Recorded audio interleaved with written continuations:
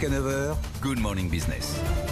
Atos confirme la bonne santé du secteur informatique en cette période de crise. Le groupe a pratiquement doublé son bénéfice semestriel, 329 millions d'euros, malgré, on va en parler, un très léger tassement de son chiffre d'affaires. Élie Girard, bonjour. Bonjour. Vous êtes directeur général d'Atos. Forte hausse du bénéfice avec toutefois un chiffre en trompe-l'œil. Il y avait eu l'an dernier un gain exceptionnel de 120 millions d'euros. Oui, tout à fait, tout à fait. Non, ce que je retiens sur toute cette publication, c'est la très bonne résistance de l'entreprise dans sa globalité et du revenu avec une baisse très modéré de moins 2,8% sur l'ensemble de semestre et surtout une activité commerciale qui n'a jamais été aussi bonne en réalité, ce qui peut paraître un peu paradoxal, mais il y a des demandes des entreprises de digitalisation, de transformation digitale de nos clients liées au Covid, mais surtout au post-Covid, petit à petit, qui sont très impressionnantes. Justement, les prises de commandes, elles ont augmenté de 9,4%. Quel a été le principal moteur ?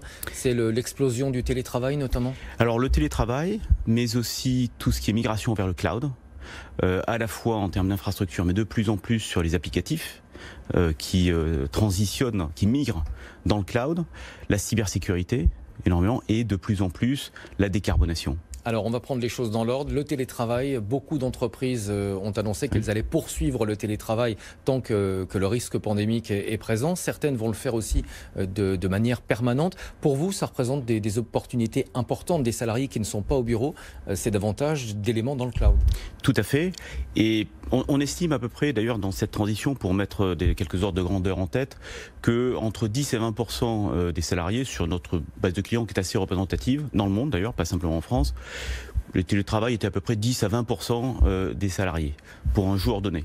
Et on va passer au-dessus de 40% dans l'après-crise. On n'est pas du tout encore dans l'après-crise, mais quelque part en 2021.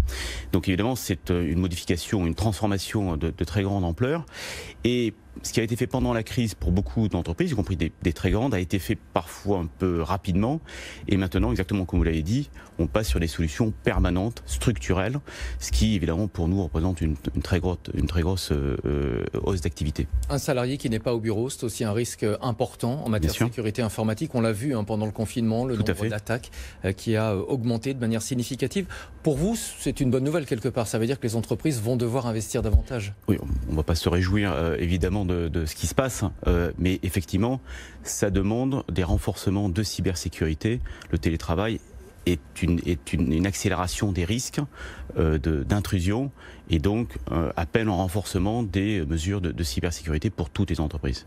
Un risque lié aux nouvelles pratiques, donc télétravail, aussi aux nouvelles méthodes, la multiplication des ransomware.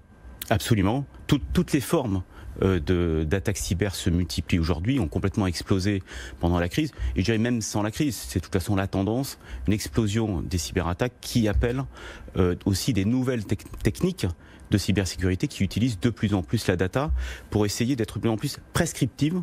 C'est notre spécialité chez Atos, prescriptif, c'est-à-dire d'essayer d'anticiper les attaques et pas simplement de venir après pour les colmater ou régler. Alors justement, pour vous, c'est une opportunité de business, mais ça veut aussi dire davantage d'investissement. Ça veut dire aussi davantage d'investissements, mais ce sont des investissements à coût assez variable. Donc pour les entreprises, évidemment, ça représente un coût supplémentaire, mais qui est parfaitement acceptable par rapport à la dépense digitale totale pour une entreprise. Vous avez confirmé vos objectifs annuels et dans le contexte actuel, j'ai envie de dire, c'est assez rare. Alors non seulement on les a confirmés, mais grâce à la solidité de l'entreprise, grâce à la résilience des équipes, des 110 000 collègues de la maison, on a réussi aussi à donner une guidance, des objectifs dès le mois d'avril, c'est-à-dire au cœur de la crise, et c'est ces objectifs que nous avons confirmés. Malgré la crise, vous avez annoncé 2 acquisitions. J'aimerais qu'on y revienne. Une dans la cybersécurité, l'autre dans la décarbonation. On va commencer par celle-ci. EcoAct, société de conseil en stratégie de réduction de l'empreinte carbone. Là, on est dans le cœur du débat. Toutes les entreprises veulent réduire leur carbone footprint, comme on dit en anglais. Absolument. Donc c'est une très très belle entreprise. Je suis très heureux qu'ils rejoignent le groupe Atos. Je les salue. 150 nouveaux camarades dans la maison qui sont effectivement spécialisés dans la décarbonation.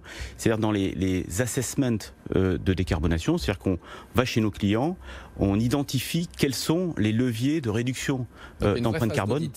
C'est un audit, c'est un pré-audit, si vous voulez, c'est ce qu'on appelle un assessment, pardon de l'anglicisme, mais qui permet surtout, c'est ça l'objectif, c'est pas vraiment un audit pour vérifier les choses, c'est un audit pour identifier les leviers qui vont permettre de réduire l'empreinte carbone, notamment de l'infrastructure IT et bien au-delà.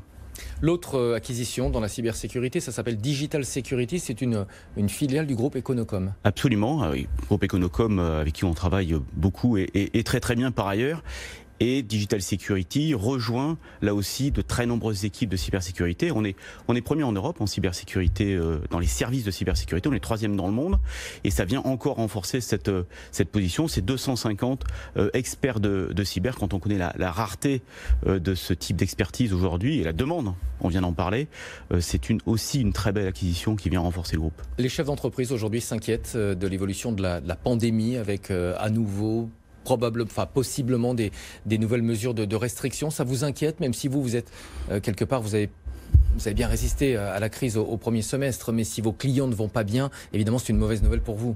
Il y a ça, et il y a bien sûr la protection de nos propres salariés. Ça nous inquiète toujours d'imaginer qu'il puisse y avoir des scénarios noirs de reprise de la pandémie. Donc tous les scénarios sont en place, chez nous comme chez nos clients, pour être sûr que s'il doit y avoir un rebond de la pandémie, on ait toutes les dispositions en place et les mesures de sécurité pour nos salariés en place. À ce stade, vos salariés sont majoritairement en télétravail ? Ils sont encore majoritairement en télétravail, même si ils sont revenus jusqu'à fin juillet, ils sont revenus progressivement au bureau. Mais encore une fois, comme on l'a dit en début de conversation, on ne reviendra jamais au niveau de télétravail auquel on était avant. Donc même à la rentrée, même l'année prochaine, on va être sur des niveaux de télétravail nettement supérieurs, ce qui va engendrer des transformations d'organisation, chez nous d'ailleurs, chez Atos, comme chez tous nos clients. Merci beaucoup, Élie Girard. Merci beaucoup à vous. D'Atos d'être venu en plateau avec nous ce matin.